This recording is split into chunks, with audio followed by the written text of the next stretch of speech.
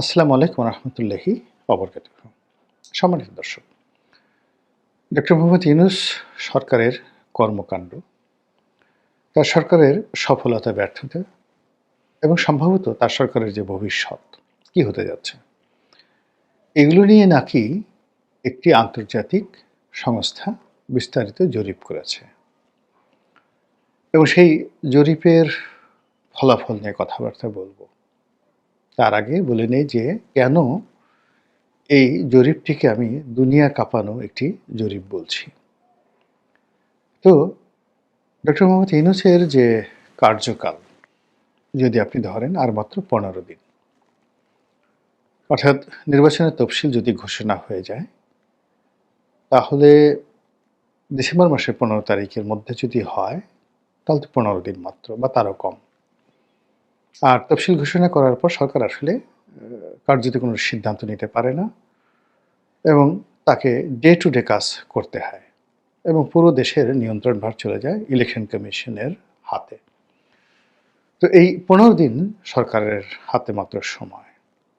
এই সময়টাতে একটার পর একটা প্রাকৃতিক, অতি প্রাকৃতিক, মানব সৃষ্ট বিভিন্ন ঘটনা ঘটে যাচ্ছে এবং আপনি একটির সঙ্গে অন্যটির কোনো সংযোগ পাবেন না। যেমন ধরুন, অলনে ছাড়েন বেগম খালেদা জিয়া এই সময় অসুস্থ হয়ে পড়লেন। তিনি হাসপাতালে আছেন জীবন মৃত্যুর সন্ধিক্ষণে এবং তার প্রাণবায়ু এখন কোন অবস্থাতে আছে ওটা নিয়ে সবাই উদ্বিগ্ন। সারা দেশ তার জন্য দোয়া করছে এবং তিনি এই মুহূর্তে যেখানে আছেন সেখানে তাকে লাইফ সাপোর্ট দিয়ে রাখতে হচ্ছে।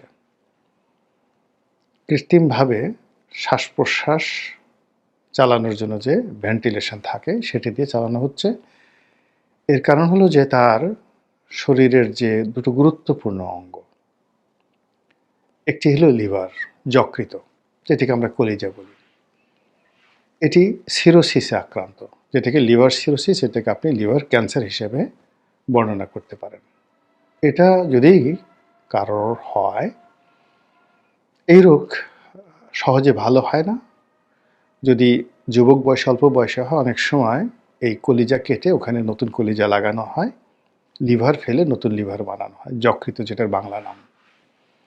কিন্তু বেগম জিয়ার যে অবস্থা, এই বয়সে আসলে এই ধরনের, যেটাকে লিভার ট্রান্সপ্লান্ট বলা হয়, তো ট্রান্সপ্ল্যান্ট, এটাকে প্রতিস্থাপন,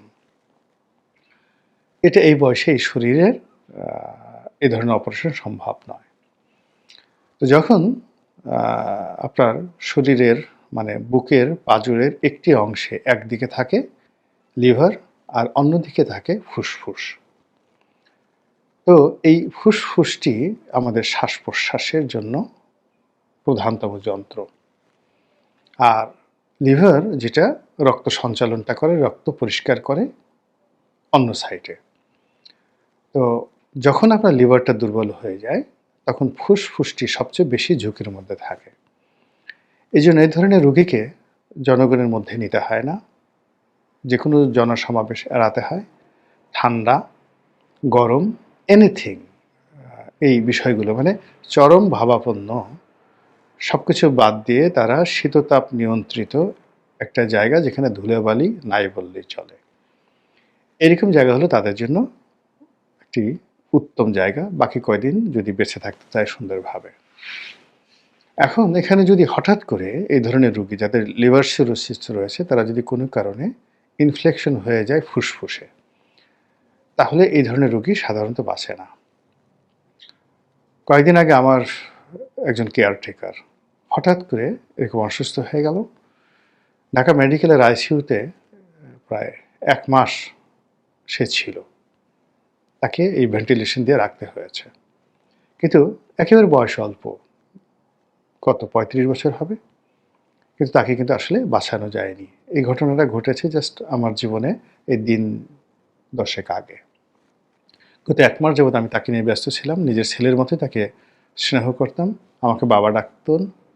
আর অনেক দিন ধরে সে আমার সঙ্গে ছিল। তার স্ত্রী, তার দুটো কন্যা সন্তান, মানে সবাই আমার বাড়িতে থাকতো।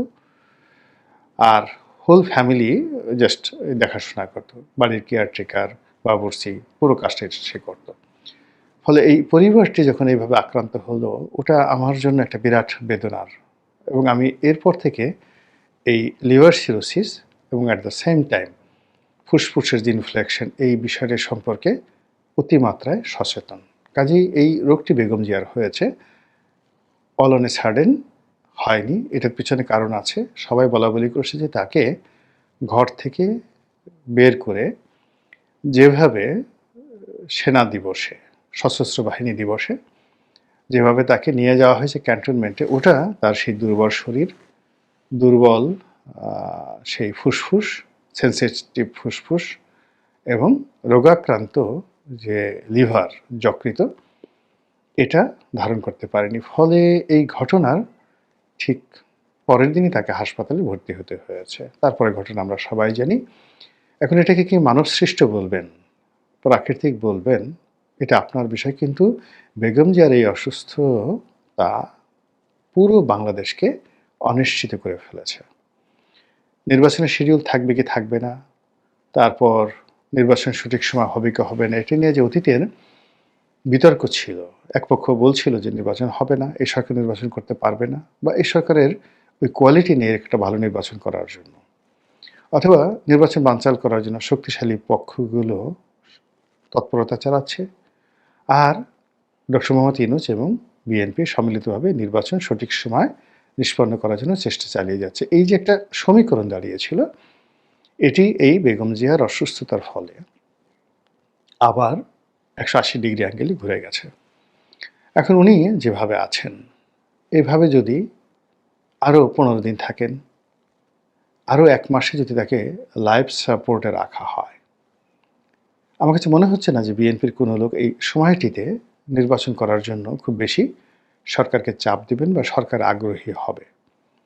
অন্যদিকে যারা নির্বাচনটাকে পিছিয়ে দিতে চান, তারা এটাকে একটি মোক্ষম সময় হিসেবে ব্যবহার করতে চাইবেন। গেল একটা।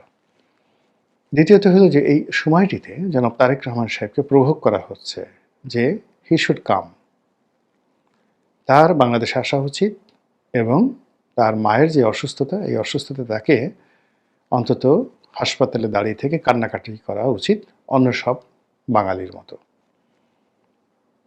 বেগম জিয়া যেভাবে অসুস্থ, সেখানে আসলে তারেক রহমান সাহেব আপনার আমার মতো বাইরে দাঁড়িয়ে কাঁদতে পারবেন, দাঁড়িয়ে থাকতে পারবেন, এবং আপনার আমার সঙ্গে তিনি সেই কাঁধে কাঁধ মিলিয়ে তিনি দেখতে পারবেন ঘটনা। এর বাইরে তার কিছু করার নেই। কিন্তু আমরা প্রভোগ করছি তাকে আসতে হবে, তার মেয়েকেও আসতে হবে, তার স্ত্রীকেও আসতে হবে, এবং আবহমান বাংলার এই মাতৃভক্তি, পিতৃভক্তি, এই জিনিসটি তাকে প্র্যাকটিক্যালি, বাস্তবে দেশবাসীর নিকট তাকে প্রমাণ করতে হবে। এবং এখন তিনি এই বিষয়টা নিয়ে এতটা সেন্সিটিভ অবস্থার মধ্যে পড়েছেন যে আজকের এই দিনে